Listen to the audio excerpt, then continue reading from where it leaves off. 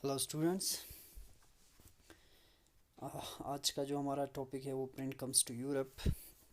इससे पहले हमने प्रिंट कल्चर के बारे में पढ़ा और फिर किस तरह प्रिंट की शुरुआत चाइना से होते हैं और चाइना के बाद जापान फिर कोरिया पहुंच जाते हैं। तो आज हम देखेंगे कि यही प्रिंट कल्चर जो है या प्रिंटिंग टेक्नोलॉजी वो यूरोप कब पहुंचा, कैसे पहुंचा, इसके बारे में हम पढ़ेंगे। तो यूरोप की बात करेंगे तो सदियों से यूरोप में यूरोप और चाइना के बीच में एक किस्म की ट्रेड का सिलसिला जारी था। और इस ट्रेड को हम ये स्लिक ट्रेड या स्लिक रूट के ज़रिए जो ट्रेड होता था, स्लिक की बहुत ज़्यादा ट्रेड होते थे। यहाँ से स्लिक चाइना से यूरोप चला जाता था और साथ में स्पाइसेस भी जाता था इंडिया और चाइना से, इन्हीं रूट्स के ज़रिए। तो इसी रूट के ज़रिए चाइना से पेपर भी यूरोप पहुंच जाते हैं। तो पेपर की बात करेंगे, कल हमने देखा था कि पेपर भी सबसे पहले जो है पेपर भी सबसे पहले चाइना में प्रोड्यूस किया था। तो वहाँ पेपर पहुंचने की वजह से अब मैन्युस्क्रिप्ट्स प्रोड्यूस करना मुमकिन हो जाते हैं, किताबें प्रोड्यूस करना मुमकिन हो जाते हैं। और ये मैन्युस्क्रिप्ट्स जो होते हैं या हाथ से लिखी हुई किताबें होते थे, और ये हाथ से लिखी हुई किताबें स्क्राइब्स लिखते थे। स्क्राइब्स उन्हीं लोगों को कहते हैं जो बड़ी खूबसूरत तरीके से हाथ से किताबें लिखते थे, उन लोगों को हम स्क्राइब्स कहते हैं। तो 1295 में मार्को पोलो एक यूरोपियन एक्सप्लोरर था, इटालियन था। वो उसने बहुत साल चाइना में बिताया। तो तकरीबन बहुत साल चाइना में बिताने के बाद वो वापस पहुंच जाते हैं इटली। तो जब वो इटली पहुंच जाते हैं तो उस समय जब वो 1295 में जब वो इटली पहुंच जाते हैं, उस समय चाइना के अंदर पहले ये वुड ब्लॉक प्रिंटिंग टेक्नोलॉजी चल रहा था।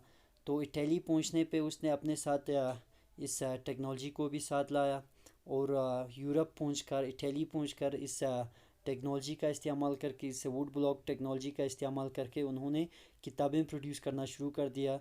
और यही किताबें जो है बहुत जल्द फिर यूरोप के दूसरे हिस्सों में फैल जाते हैं। तो ये वुड ब्लॉक प्रिंटिंग टेक्नोलॉजी का इस्तेमाल करके जो जो किताबें प्रोड्यूस किया जाता था, वो अमीर लोग जो है उन किताबों को नहीं पढ़ता था। अमीर लोग अभी भी जो लक्शरी एडिशंस होते थे, और ये लक्शरी एडिशंस जो है वो वेलम एक्सपेंसिव वेलम का होता था। एक्सपेंसिव वेलम का होने का मतलब है कि वो जानवरों की खाल को, जानवरों के चिमड़े का इस्तेमाल करके उस पर लिखता था। और ये जानवरों के चिमड़े पे लिखे हुए किताबें जो है ये अमीर लोगों की लाइब्रेरी में सजते थे। और अमीर लोग प्रिंटेड मटेरियल्स का मजाक उड़ाता था। उनके लिए प्रिंटेड मटेरियल जो है बड़ा चीप और बड़ा वल्गर था उनके लिए। तो प्रिंटेड मटेरियल कौन ख़रीद रहा था? फिर प्रिंटेड मटेरियल की बात करेंगे तो मर्चेंट्स और स्टूडेंट्स जो है, मर्चेंट्स जो सौदागर थे, और इसके अलावा जो यूनिवर्सिटी के अंदर पढ़ने वाले बच्चे थे, वो प्रिंटेड मटेरियल का इस्तेमाल करता था, क्योंकि ये प्रिंटेड मटेरियल जो है उनके लिए काफ़ी सस्ता था, सस्ते दाम पे अवेलेबल था। तो आहिस्ता आहिस्ता यूरोप में बुक्स की डिमांड बढ़ने लग जाते हैं। तो पूरे यूरोप भर में जो बुक सेलर्स थे, अब वो बुक्स को एक्सपोर्ट करना शुरू कर देते हैं बहुत सारे अलग अलग कंट्रीज़ में। अब बुक्स को लेकर, किताबों को लेकर मेले लगते हैं अलग अलग जगहों पर। हैंड रिटन मैन्युस्क्रिप्ट्स यानी हाथ की लिखी हुई किताबें प्रोड्यूस करना जो है, उसकी प्रोडक्शन भी एक नए तरीके से ऑर्गेनाइज़ किया जाता है, ताकि इस बढ़ते हुए डिमांड को कैटर कर सके, इस बढ़ते हुए डिमांड को पूरा कर सके। जो स्क्राइब्स थे या स्किल्ड हैंड राइटर्स थे, अब सिर्फ अमीर लोग ही, पहले क्या होता था कि इन स्क्राइब्स को, इन खुश खत वाले किताबें लिखने वाले लोगों को सिर्फ अमीर लोग ही कमीशन करता था, अमीर लोग ही उनको किराया देकर एम्प्लॉय करता था। लेकिन अब क्या हो गया, अब सिर्फ अमीर ही नहीं बल्कि अब बुक्सलर्स भी उनको हायर करने लग जाते हैं। बुक्सलर्स भी उनको पैसा देकर काम पे रखते हैं। अब तकरीबन 50 से ज़्यादा स्क्राइब जो है अब एक बुक्सलर के लिए काम करने लग जाते हैं। तो हैंड रिटन मैन्युस्क्रिप्ट्स की जो प्रोडक्शन थी, वो इस बढ़ती हुई बुक्स की डिमांड को पूरा नहीं कर पाते हैं। क्योंकि अगर आप हैंड रिटन की बात करेंगे, हैंड राइटिंग की बात करेंगे या स्क्रैप्स की बात करेंगे, कॉपी करना, एक किताब की नकल कुशाई करना, उसको नकल उतारना, दोबारा से लिखना बहुत ज़्यादा एक्सपेंसिव होता था और बहुत ज़्यादा टाइम कंज्यूमिंग काम था, इसमें बहुत ज़्यादा समय लगता था। तो साथ ही साथ जो मैन्युस्क्रिप्ट्स थे, जो किताबें होते थे, हाथ की लिखी हुई जो किताबें होती थी, वो काफ़ी फ्रगाइल होता था, काफ़ी नाजुक होता था, उनको हैंडल करना बहुत मुश्किल होता था। और आसानी से आप एक जगह से दूसरी जगह लेकर भी नहीं जा सकते थे। तो इस वजह से मैन्युस्क्रिप्ट्स की जो सर्कुलेशन थी वो मैन्युस्क्रिप्ट्स की जो सर्कुलेशन थी वो लिमिटेड रहते, वो ज़्यादा नहीं फैल पाते हैं। जितना अब क्या हो गया, बुक्स की डिमांड जो है बढ़ने लग जाता है, वुड प्रिंटिंग जो है वो बहुत ज़्यादा पॉपुलर हो जाता है। जितनी बुक्स की डिमांड बढ़ने लग जाते हैं, जितने भी बुक्स प्रोड्यूस किए जाते हैं, साथ ही साथ इस वुड ब्लॉक प्रिंटिंग टेक्नोलॉजी की ये पॉपुलैरिटी और ज़्यादा हो जाती है। अर्ली 15th सेंचुरी में वुड ब्लॉक्स जो है बहुत बड़े पैमाने पे इस्तेमाल किया जा रहा था यूरोप में। फिर आप इसको टेक्सटाइल पे प्रिंट करने के लिए, प्लेइंग कार्ड्स पे, और साथ में religious pictures with simple brief text. तो बहुत ज़्यादा सिर्फ पेपर्स यानी बुक्स प्रोड्यूस करने के लिए ही नहीं, बल्कि इस वुड ब्लॉक प्रिंटिंग टेक्नोलॉजी की अब यूज़ जो है वो डाइवर्सिफाई हो जाते हैं। ये बहुत ज़्यादा अब टेक्सटाइल्स पे, कपड़ों पर भी नक्श निकालने के लिए, प्लेइंग कार्ड्स पे और रिलीजियस पिक्चर्स बनाने के लिए, बहुत सारे चीज़ों के लिए अब इस वुड ब्लॉक प्रिंटिंग टेक्नोलॉजी का इस्तेमाल किया जाने लग जाता है। तो बिल्कुल ये चीज़ बिल्कुल साफ था कि अब और ज़्यादा तेज़ और ज़्यादा सस्ता एक प्रिंटिंग की अब उन्हें ज़रूरत, अब उन्हें एक एहसास आ जाता है कि हमें इस वुड ब्लॉक प्रिंटिंग टेक्नोलॉजी जो है ना, ये भी अब स्लो है। अब इतने ज़्यादा बुक्स की डिमांड आ रही है कि हमें एक और फास्ट टेक्नोलॉजी की ज़रूरत है। तो वो सिर्फ कब पूरा हो सकता था, एक नई प्रिंट टेक्नोलॉजी की इन्वेंशन के साथ ही वो नीड पूरा हो सकता था। तो ये ब्रेक थ्रू जो है यहाँ पर स्ट्रासबर्ग जर्मनी में, यहाँ पर उनको ये कामयाबी मिली है, जहाँ पर जॉन गटनबर्ग नाम की एक आदमी ने सबसे पहला प्रिंटिंग प्रेस यानी मैकेनिकल प्रिंटिंग प्रेस का उसने इन्वेंट किया है 1430s में। पहली बार मशीन यानी वुड ब्लॉक, ये जो वुड ब्लॉक था वो तो इस लकड़ी का होता था, उसके हमने देखा था। अब एक मैकेनिकल यानी मशीन पे चलने वाला, मशीन के ज़रिए काम करने वाला, हाँ, एक वो प्रिंटिंग टेक्नोलॉजी जो है पहली बार जर्मनी में इस जॉन गटनबर्ग नाम के आदमी ने इन्वेंट किया है। तो अब हम जॉन गटनबर्ग के बारे में और थोड़ी बहुत उसकी प्रिंटिंग प्रेस के बारे में जानकारी हासिल करेंगे।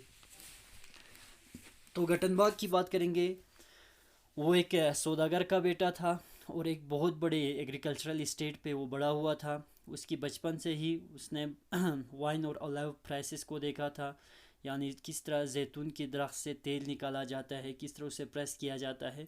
उसने इस चीज़ को बचपन से ही देखा था। फिर वक़्त के साथ उसने स्टोन पॉलिश करने का आर्ट सीख लिया और एक बेहतरीन सोनार बन जाते हैं, सोने का काम करने लग जाते हैं, गोल्ड स्मिथ बन जाते हैं।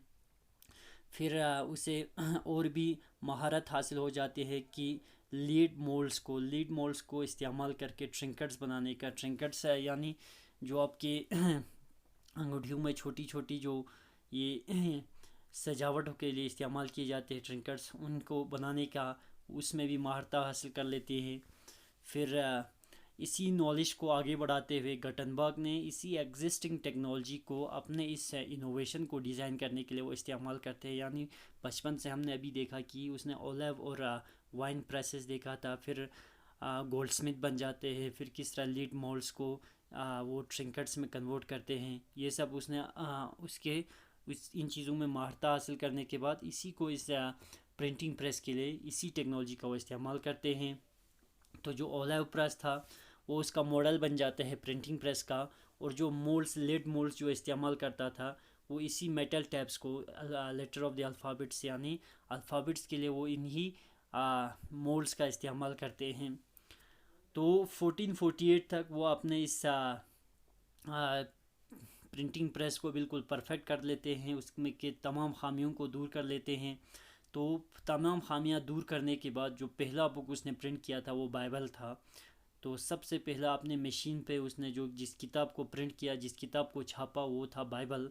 तकरीबन 180 कॉपीज़ जो है वो प्रिंट किए जाते हैं और उससे इन किताबों को प्रोड्यूस करने के लिए 3 साल का समय लगता है। तो उस वक़्त के हिसाब से ये काफ़ी फास्ट प्रोडक्शन था। 180 कॉपीज़ तीन साल के अंदर प्रोड्यूस करना बहुत फास्ट था उस समय के हिसाब से।